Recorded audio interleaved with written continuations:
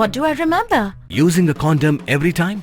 Yeah, I remember. I don't ignore it. Using a condom every time during sex is really important.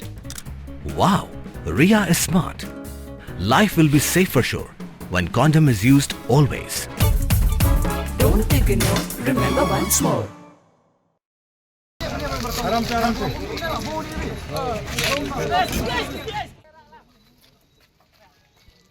Arngot ki beriu kala klat no kat bai laingot ki wepat kala mynsaw hadien ba ka trok kala tenra ya ka kali sorkar Ri Bhoi district hakamit sing ublay.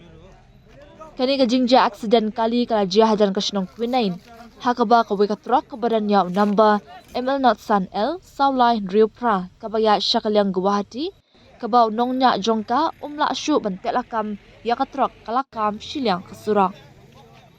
Hakane ka jingja kane ka trok kala barat ya ka kali Mahindra Bolero kabade ka kali sorkar kabadan ya number ML not Iway New South San joka district sports office na resu Belpara.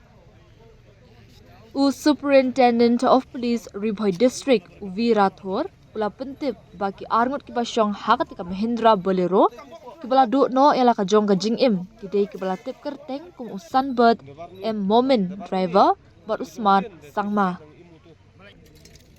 kiba mynsaw kidai unil cash moment basyong hakat ka Mahindra Bolero u anil dorji unong nya trok bat ubibash thapa unong trekti ya kini kiba mynsaw lapin kit no marmar sa civil hospital hanongpo banyo ya kajing sumar uloong bakila pendap ikajing don kam jong kaan hakajaka bajia ka accident bakajing tookid kadang ya syakman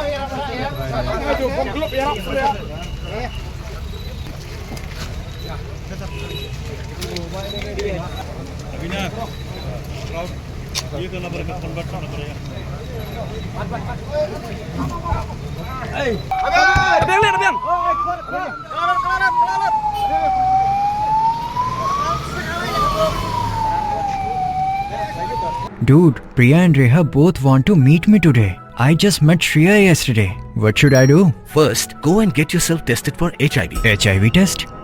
You have multiple casual relationships and unsafe sexual practices. So it is important to get tested for HIV. You are scaring me, bro. I'm not trying to scare you. I'm trying to make you aware. Having sex with someone without a condom carries the risk of HIV. Why are you always ignoring this? Do I have to remind you every single time? And yes, you seriously need to change your behavior. Okay, fine. I'm not ignoring it. Sorry, Priya. Sorry, Reha. Today I am giving time to the HIV test, not to you guys. If your habits are like Rahul, HIV test is important for you.